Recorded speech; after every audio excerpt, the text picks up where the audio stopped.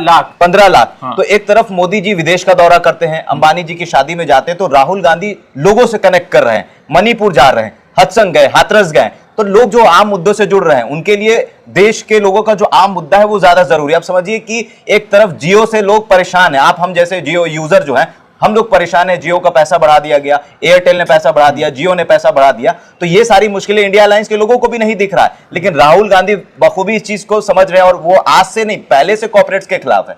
राहुल गांधी का यह नया नहीं है, वो अंबानी और अडानी जैसे कॉर्पोरेट्स के खिलाफ पहले से कि वहां निर्वस्त्र करके औरतों को घुमाया गया है। और इतना होने के बावजूद जो है प्रधानमंत्री चू नहीं करते हैं। 9 सेकंड से 10 सेकंड वो उनका एक स्टेटमेंट आता है, वो रशिया का वार रुकवा देते हैं। वो आप ऐड देख रहे होंगे कि पापा ने वार रुकवा दिया, मोदी जी ने रशिया का वार रुकवा दिया, ऐसा उनके भक्त कहते हैं, लेकिन मणिपुर का वार आज तक नहीं रुका है। दूसरी चीज, हाथरस में क्या हुआ? क्या हाथरस के परिवार से मिले? क्या हाथरस के परिवार के लोगों से बातचीत किया? मोरबी पुल में क्या हुआ? गुजरात में मोरबी राहुल गांधी गए थे और चुनाव जीतने के बाद भी वहां गए। अभी गुजरात फिर जाते हैं, आप देख रहे होंगे किस तरीके से एक वीडियो वायरल होता है। और गुजरात में युवा जो है नौकरी लेने के लिए एक छोटी सी जगह पर होटल में जाता है, हजारों की संख्या में वहां पर लोग जो है जमा होते, इकट्ठा होते हैं। तो जय हिंद दोस्तों, मेरा नाम है रजा अंसारी और मेरा नाम है अमान। आज इस तरह से हम लोग इकट्ठा हुए हैं बहुत महत्वपूर्ण चीज पर आपसे डिस्कस करने के लिए।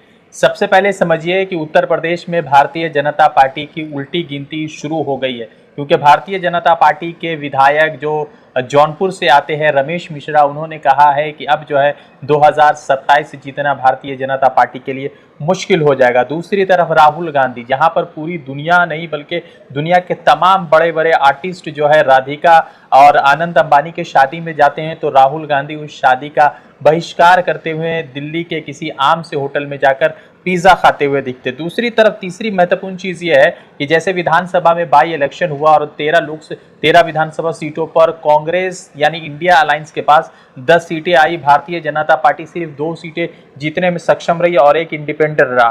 तो ये तमाम अगर आप विश्लेषण को देखेंगे तो इससे तो स्पष्ट हो जा रहा है कि 2024 में भारतीय जनता पार्टी को जितनी चोट मिलनी थी मिल चुकी। हालांकि जो भारतीय जनता पार्टी को जो ज्यादा चोट मिलनी है वो शायद आने वाले फ्यूचर में मिलेगा। आप अमान क्या लगता है कि अभी जैसे हम लोग जैसे विधानसभा इलेक्शन बाई इलेक्शन हुआ और 13 सीटों में से भाजपा 2 पर सिमट गई, वो अलग बात है कि मध्य प्रदेश की एक महत्वपूर्ण सीट पर वो जीती है, मगर भारतीय जनता पार्टी का हालत खराब होता जा रहा है देश में। भाई अभी जख्म भरा नहीं था भाजपा का कि फिर से एक नया जख्म बाई इलेक्शन के रूप में देखने के लिए मिला। आप देखिए कि 4 जुलाई को एक्सपेक्टेड नहीं था कि इतना कम भारतीय जनता पार्टी लाएगी। एक 400 पार का एक नारा बनाया जा रहा था, एक एजेंडा तैयार किया गया, देश की सारी मीडिया और आपके मोबाइल में आप ऐड देख रहे थे कि अब की बार मोदी जी 400 पार। उसके बावजूद जो है मोदी जी 240 के आसपास जाकर अटक जाते हैं और समझिए कि कृपा पर वो प्रधानमंत्री बने।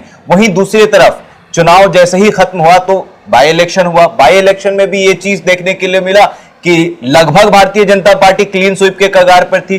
13 में से 2 सीट हासिल हुआ, 11 सीट जो है इंडिया अलायंस की तरफ गया है। तो कहीं ना कहीं ये बहुत बड़ा सवाल है और भारतीय जनता पार्टी का ऐसा लगता है कि पतन शुरू हो गया है।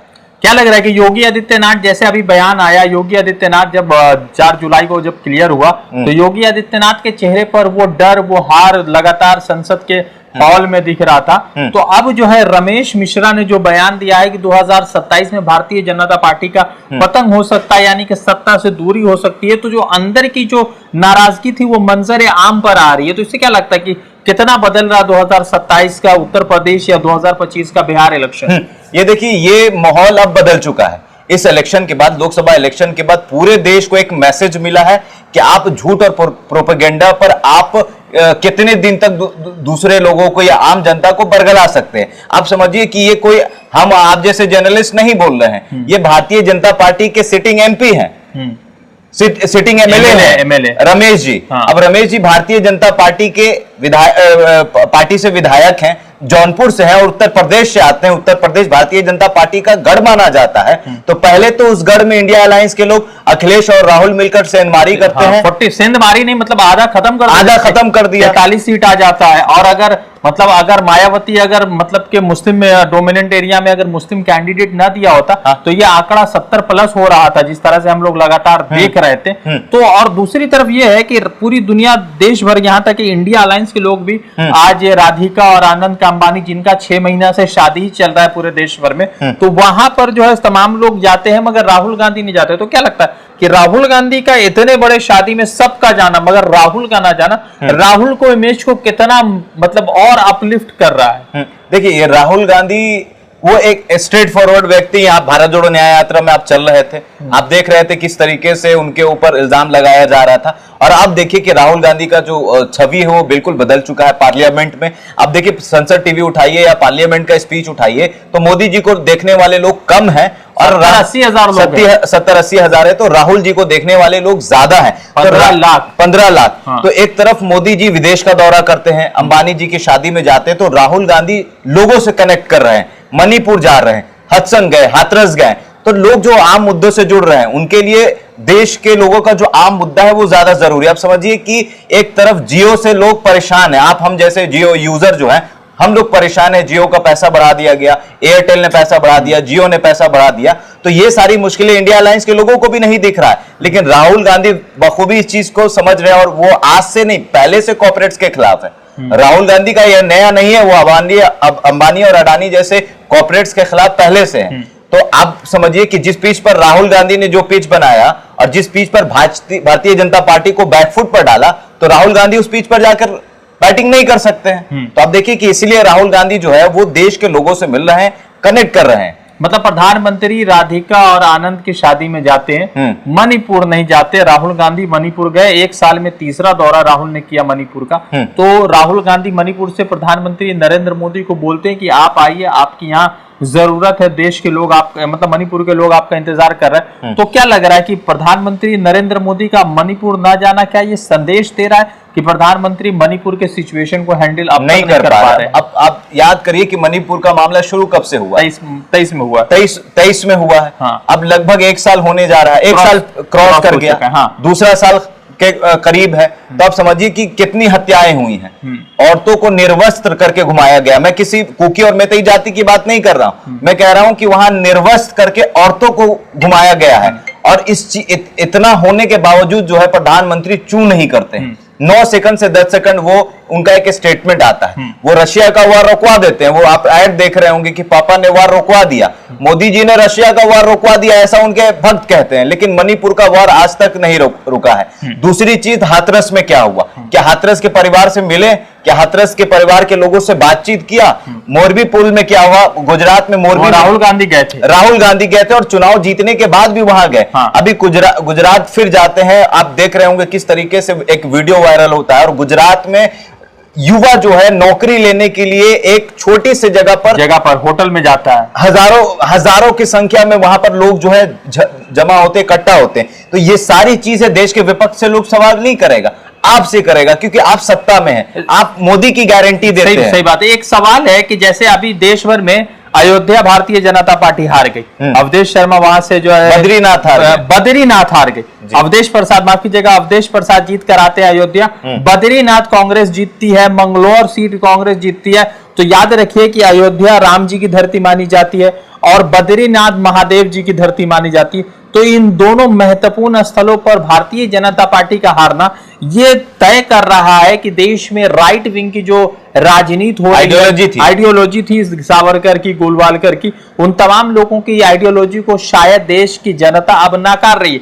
और एक महत्वपूर्ण चीज आपको बता देता हूं, जैसा अमान ने कहा कि मणिपुर की सिचुएशन जिस तरह से राहुल गांधी थी, राहुल गांधी ने वहां पर सरकार को ब्लेम नहीं किया। राहुल गांधी ने कहा कि आपको यहां पे आना चाहिए। तो अभी जैसे मणिपुर हुआ, उसके बाद अयोध्या हुआ, अयोध्या को भाजपा में हराना मतलब कि समझिए कि सत्ता ना हासिल करते हुए इंडिया अलायंस को सत्ता हासिल कर लेना। दूसरा महत्वपूर्ण चीज ये है कि जैसा अभी बद्रीनाथ में विधानसभा बाई इलेक्शन हाथ जारी, हालांकि बाई इलेक्शन किसी स्टेट गवर्नमेंट के खिलाफ जीतना मुश्किल होता है, और उत्तराखंड में भारतीय जनता पार्टी की सरकार है। तो क्या लग रहा है कि ये तय हो रहा है कि राहुल गांधी अब 29 के लिए, या बीच में अगर सरकार टूटती है तो पीएम पोस्ट का सबसे मजबूत दावेदार? देखिए, मोदी के सामने आज से अगर आप 5 साल पहले, 10 साल पहले जाएंगे तो कोई चेहरा नहीं था।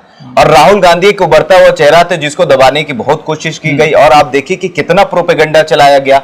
पप्पू वाला स्टेटमेंट आप देखिए, अब आलू वाला स्टेटमेंट देखिए। तो ये सारे स्टेटमेंट को आगे करके राहुल गांधी के ऊपर हजारों करोड़ खर्च किए और उसके बाद जो है उनका नाम खराब करने की कोशिश की गई। लेकिन आज देखिए मोदी के सामने कौन बैठता है विपक्ष के नेता के रूप में?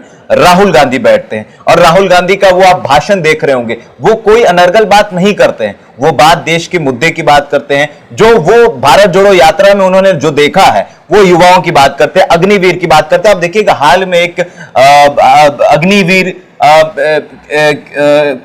क्या नाम था, वो शहीद हुए जिसको जो मेडल मिला, तो उनकी मां कह रही है कि ये अग्निवीर नहीं थे, वो जो है कैप्टन थे अंशुमन सिंह की बात आप अंशुमन सिंह की बात, बरेली के ही रहने वाले हैं। लेकिन उनकी मां कह रही है कि ये अग्निवीर सही नहीं है। तो ये सारी चीज जो है ये राहुल गांधी आप देश की संसद में बैठकर बोलते हैं, आप जो है अनर्गल बात करते हैं। तो ये सारी चीजें आपको देश का युवा सुनना चाहता है। आप देश के प्रधानमंत्री हैं, आपको शादी में जाने के बजाय आपको मणिपुर जाना चाहिए, हत्संग जाना चाहिए। इतना बड़ा मामला हो गया, हाथरस जाना चाहिए। हाथरस में जो मामला हुआ 150 लोग से ज्यादा की मौत हो गई, तो आखिर वजह क्या था? और माफ कीजिएगा कि उस सूरजपाल उर्फ भोले बाबा पर एफआईआर रजिस्टर्ड नहीं है, कोई एफआईआर रजिस्टर्ड नहीं है। तो ये सारी चीज है जो सवाल लोग उठा रहे हैं। अब मीडिया क्या कर रही है? अब मीडिया क्यों नहीं इस सवाल को उठाती? अब देखिए कि अंबानी की शादी हर प्लेटफॉर्म पर दिखाया जा रहा है। किसान मगर सुसाइड करेगा तो उसकी नहीं दिखाया जाता है। मणिपुर का आपको मामला नहीं दिखाया जाएगा। तो ये सारी चीज है जो दिखाना चाहिए और मोदी जी को इस चीज पर बात करना चाहिए। मोदी जी अपना जो मतलब क्रेज थे वो खो चुके जी। राहुल गांधी का एक ही भाषण लोकसभा में हुआ, एक पहला दिन का हुआ जो एक अप्रिसिएशन या थैंकिंग नोट था, मगर जो दूसरा भाषण हुआ वो बड़ा महत्वपूर्ण। राहुल गांधी के भाषण से देखिए अमित शाह कह रहे कि स्पीकर महोदय संरक्षण दीजिए, है ना? तो आप समझिए कि अब क्या है कि ये देखिए ये लोकतंत्र की खूबसूरती है। विपक्ष ऐसा ही होना चाहिए। किसी भी दल को आप पूरा बहुमत दे देते हैं तो वो अपने मन मर्जी के हिसाब से काम करेगा। अब देखिए कि पिछले लोकसभा में क्या होता था, जो मन में आता था वो करते थे। अब देखिए, तो ये सारी चीज है। और राहुल गांधी की अगर आप बात कर रहे हैं तो राहुल गांधी 2029 के लिए तैयार हो ना हो, लेकिन मोदी जी के सामने अगर कोई खड़ा हो सकता है तो वो राहुल गांधी है, और ये दिखता है। तो बड़ा महत्वपूर्ण हो जाता है कि राहुल गांधी नहीं जाते हैं राधिका और आनंद की शादी में। राहुल गांधी जो है एक आम से होटल में बैठकर खाते हैं। दूसरी तरफ जो है भाजपा के विधायक का एक बयान सामने आता है जिसमें वो कहते हैं कि 2027 उनके हाथों से निकल रहा है। 13 विधानसभा सीटों पर विधानसभा के चुनाव होते हैं। उन 13 पर भारतीय जनता पार्टी का सुपड़ा साफ हो जाता है और उनमें 10 सीट पर जो है इंडिया अलायंस जीतने में सक्षम हो जाती है। तीसरा महत्वपूर्ण चीज ये है, एक महत्वपूर्ण चीज ये है कि गौरव गोगोई को डिप्टी लीडर बनाया गया है। के सुरेश जो है लोकसभा में स्पीकर पोस्ट के दावेदार थे, उनको व्हिप बनाया गया है लोकसभा का। तो ये बहुत सारे अपडेट है। इतना तय है कि अभी जिस तरह से विधानसभा के रिजल्ट आउट हुए उस पर जो है ये तय हो चुका है कि शायद बिहार का इलेक्शन और महाराष्ट्र का इलेक्शन और झारखंड का इलेक्शन 2029 से पहले 2027 में भारतीय जनता पार्टी के लिए करो या मरो वाली हालत बन जाएगी। मेरे साथ थे अमान और मैं हूं रज़ा अंसारी।